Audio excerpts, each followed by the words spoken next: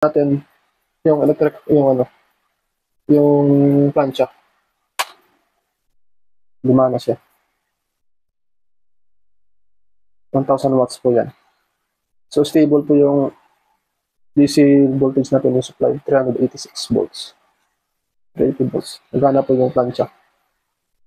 Tapos, i-on natin yung heater. Ito po yung heater niya. Po natin 300 lang isa. Yan po. So, 300 lang muna. Naka-on na po siya. So, stable po siya. So, yung plancha, nakapatay kasi na-reach na yung temperature. So, on natin. Yan, 1,000 watts po yan. Stable po yung waveform niya. Saka na-on po yung heater saka yung plancha. So, yan po. Kaya niya. At 2,000 watts, 2,000, at 220 volts, 2,600 watts po ito. Kaya po niya.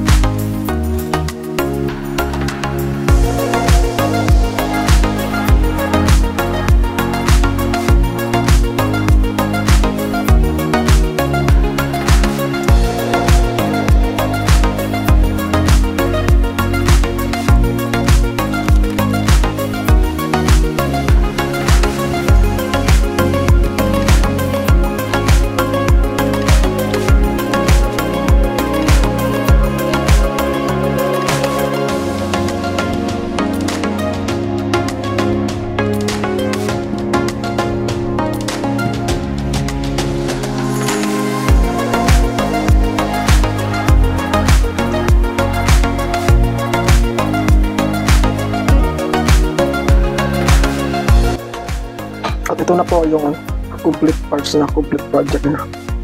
Nabuo na po siya. So ito po, minumodify ko po ito.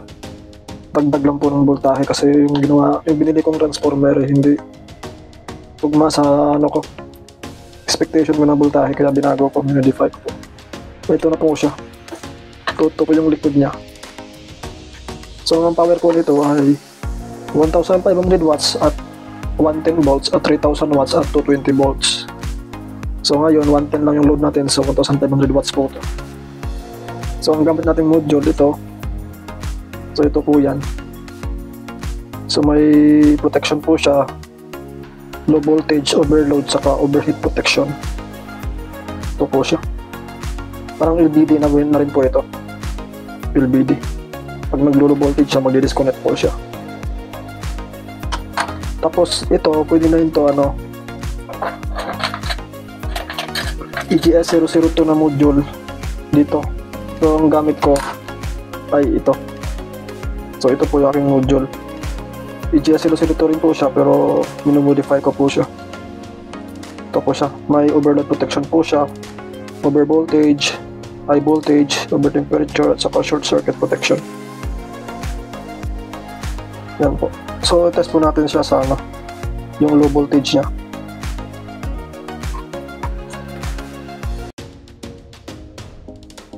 At ito po, test po natin siya. So meron po tayong oscilloscope, yung nagtitest ng waveform niya, saka ito yung output ng DC side niya. Dapat nasa 380 volts po ito. So ang load natin po ay, wait lang ha, ay pan lang muna, 110 pan. Kasi ito 3 amps lang po ito. So ito po ang isusupply natin. 3 amps lang po yung niya, yung current niya na 3 amps. So set voltage is 24. So gagamitin kong so supplyan ko ito yung isa. Kasi nakaano po to transformer 2S2P. So ito lang side ang supplyan ko. Kasi isa lang yung clip kaya isang side lang. Test natin yung low voltage niya. So yan lang na. Test natin. Ito lang muna sa supplyan ko.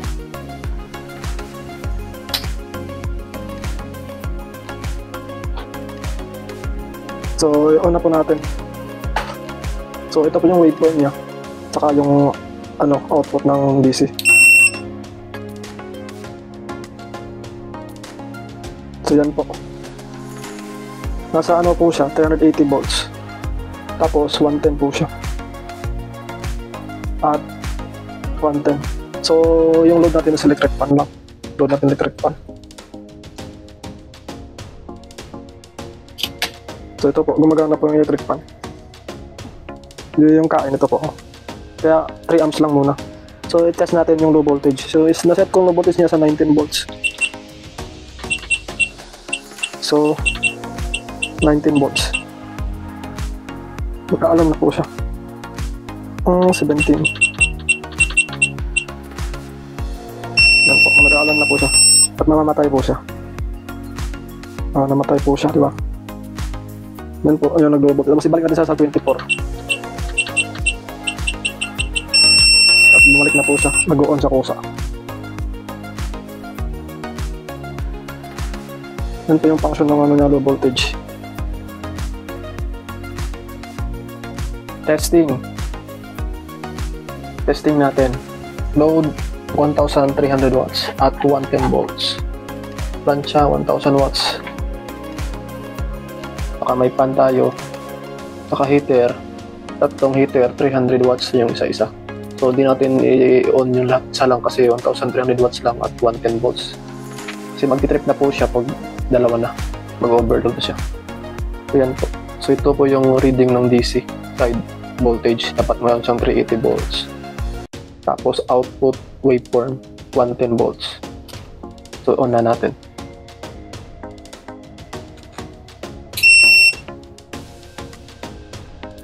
Yan po. 380 volts. Tapos sine wave po siya. 110 tapos 60 Hz. Tapos sa ngayon, yung gumagana ay yung fan. So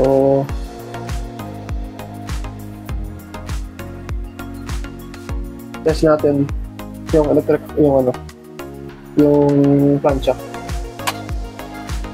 Gumana siya. 1000 watts po yan. So stable po yung DC voltage natin yung supply, 386 volts. 80 volts. Nagana po yung plancha. Tapos, i-on natin yung heater. Ito po yung heater niya. Kung natin 300 lang isa. So 300 lang muna. So naka-on na po siya. So stable po siya. So yung plancha nakapatay kasi na-reach na yung temperature. So on natin. Yan, 1000 watts po yan. Stable po yung waveform niya. Saka na-on po yung heater saka yung plancha. So yan po. Kaya niya. At 2000 watts, 2000 at 220 volts, 2600 watts po. Kaya po niya. 110.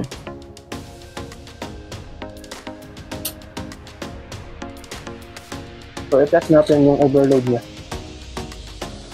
Mag-trigger po ito. So, ngayon, yung kulay niya is yellow. Yellow. So, dapat sa overload, mamatay po ito at mamatay rin kung DC output niya. 780. Dapat mamatay po yan. So, pag nag-test tayo ng overload, papaganahin mo lang yung tatlo para mag-overload siya. So, ipakahintayin natin mag-on yan tapos test natin mag-overload.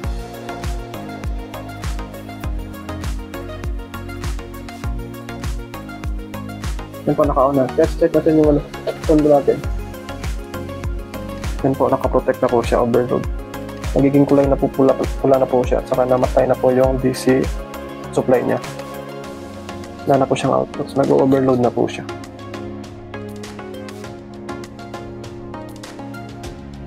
So, gumagana po yung overload niya. Yan po. Nag-alarm po siya, overload. Overcurrent.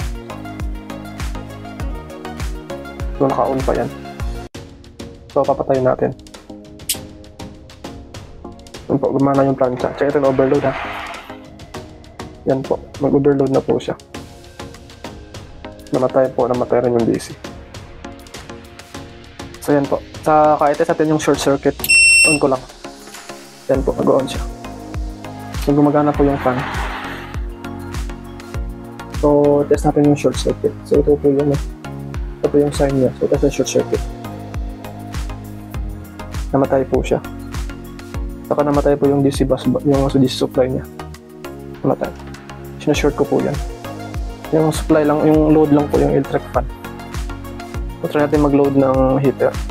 300 watts. So hintayin lang natin na ma-discharge to bago natin i-on.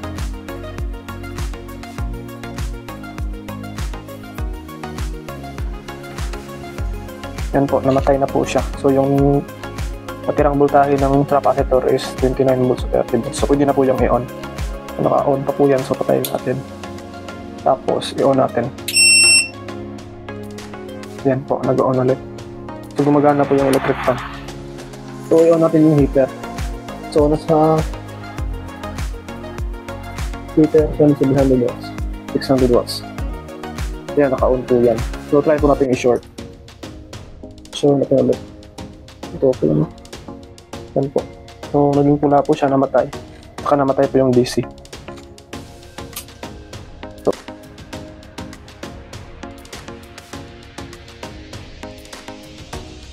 Kaya namatay na po. So, i-on na po natin ulit. Yan, nag-on na po siya. So, try po natin walang load. So, kayo po yung electric fan. Yan, nakapatay na po yan. Walang load. So, short natin. Walang load siya. Punto na po. Yan po. So, patay na po siya. Nagpo-protect po yung driver.